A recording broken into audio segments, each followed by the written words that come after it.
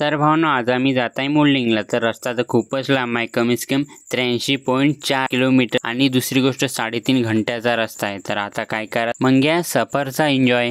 सपनों के शहर में जाना है, जाकर मंजिल को पाना है, जब तक ये सांस चलेगी यारा ये तो चलते जाना है, कुछ खोना है कुछ पाना है, जीवन का खेल पुराना है। तर फायनली पोहोचलो आम्ही मोल्डिंगमध्ये। तर मोल्डिंगमध्ये आल्यानंतर सगळ्यात पहिली तर एंट्री करायला लागते। तर आमची ड्रायव्हर झाला एंट्री करायला। एंट्री झाल्यानंतर निघालो आम्ही आत आणखी मेन ठिकाणी जाण्यासाठी। तर सगळ्यात पहिले रस्ता तर किती मस्त आहे। आत आल्यानंतर इथं व्ह्यू पहा किती मस्त आहे, एक नंबर व्ह्यू आहे। तर आम्ही सर्व जणांनी 3-3 ग्रुप केले, कारण आम्ही 9 जण होते। 3 आणि 3 6 आणि 3 9। तर काही अशा प्रकारे आम्ही 3 ग्रुप केले आणि 3 ग्रुप कुकडे जण जा, काही करा काही पहा। तर आपल्या ग्रुपमध्ये आहे मोठे पहा आणि काका आणि तिसरा मी।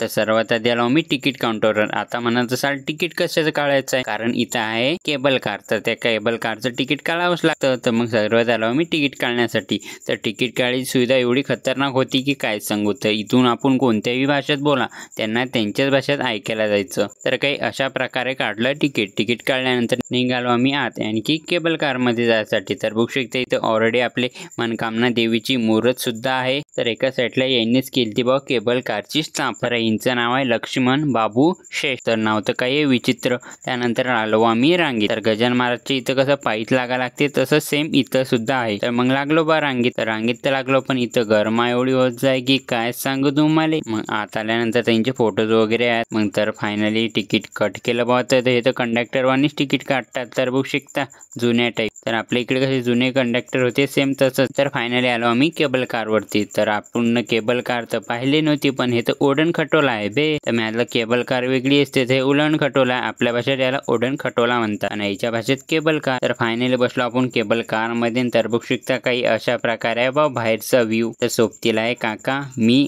आणि मोठे बा। तर आपल्याला उंच किती जायचं माहित आहे, 1302 मीटर। कारण इतक्या दूर या केबल कारचा सफर करणं आहे। आणि सफर काय सफर तर खतरनाकच होणार आहे। जसं की त्या सफर मध्ये एवढी मजा येत जाई काय सांगा। जसं की मी हवेतच आहे, कारण खाली पा किती खाई आहे आणि आम्ही आहे केबल कार मध्ये। तर मला तर खूपच मजा येत जाई, कारण हे पहिल्यांदा बसलेलं आहे तर खूपच रोमांचक आहे। तर मनकामना हे नाव मन म्हणजेच हृदय आणि कामना म्हणजेच इच्छा या दोन्ही शब्दापासूनच बनलेलं आहे असं वाटतंय। मनकामना हे मंदिर पार्वती मातेचंच अवतार आहे आणि दुसरी गोष्ट हे हिंदू धर्माचं प्रतीक सुद्धा मानलेलं आहे। आणि हे गोरखा जिल्ह्यात मनकामना गावात बसलेलं आहे। आणि गडकी प्रांत नेपाळ अरमान रायमाजी यांनी 1678 मध्ये स्थापना केली होती।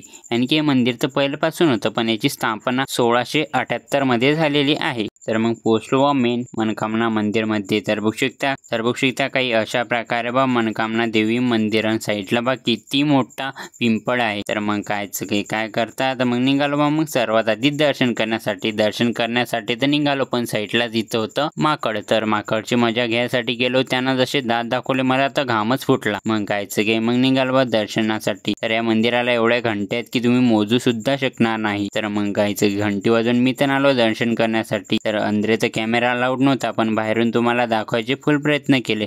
तर मस्तपैकी दर्शन वगैरे घेतलं। तर इथं एवढा प्रसिद्ध घंटा आहे म्हणतात, हा घंट्याचा आवाज ना इतक्या दूर लोक जाते की काय सांगा। इथं काही अशा प्रकारे आपली मन्नत मानली जाते। मनकामना देवी हे सगळ्यांची इच्छा पूर्ण करते। मग आलो बा साईडला आल्यानंतर पहाडचा व्ह्यू पा किती मस्त आहे। तर एक नंबर। तर मस्तपैकी व्ह्यूचा एक व्हिडिओ घेतला। त्यानंतर आलो साईडला आल्यानंतर कबूतर होते बा। कबूतराला तर एवढं खाय प्यायला देतात की काय सांगा। तर आपल्या इकडे असते तर लोकांनी येईनाच खाल्लं असतं। मला ते कसंच वाटते मला। गप्पा गोष्टी जास्तच झाल्या। तर मग चला मग समोर। तर समोर आल्यानंतर इथं न्यायजोगत तर खूपच काही आहे, पण महागडी काय सांगा एवढी महाग वस्तू आहेत की तर मला तर कळपासून आलतं, पण घ्यायचंच होतं, पण तो कळ नाही, तो तर घालते साखळी आणखी चांदीची साखळी। तुम्हाला माहित असेल कोण घालते। मग निघालो परत जाण्यासाठी।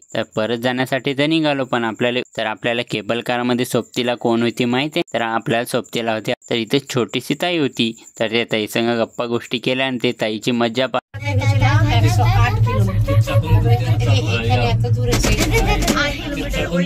ट्रेनची मजा केली बा। मजा केल्यानंतर बघू शकता तर इथून नदीचा व्ह्यू पा किती मस्त दिसते। व्ह्यूची मजा घेतली, त्यानंतर आलो बा तर आपल्या ताईला तर घेतला आपल्या व्हिडिओत, 1-2 फोटोसुद्धा काढले आणि मग निघालो बाहेर. तर बाहेर आल्यानंतर आता एवढंच खतम नाही झालं, चला म्हटलं त्रिशूलला नदीला पाहून येऊया. तर मग आलो नदीत आलो, पण इथं ना आपले 2 कट्टे ऑलरेडी आले होते, आणखी माधव आणि त्याचा मोठा भाऊ. तर आम्ही दोघांनी थोडीफार मज्जा केली, फोटो वगैरे काढले आणि हा बायनं कुचिन याने काढी दिली बा फेकून. म्हणते किती दूर जाते पाहू, मॅथलं तू नको पाहू चाल म्हटलं. मग निघालो आम्ही पुढच्या सफरसाठी. तर आजच्या ब्लॉगमध्ये एवढंच, भेटूया पुढच्या ब्लॉगमध्ये. तब तक के लिए जय हिंद जय महाराष्ट्र.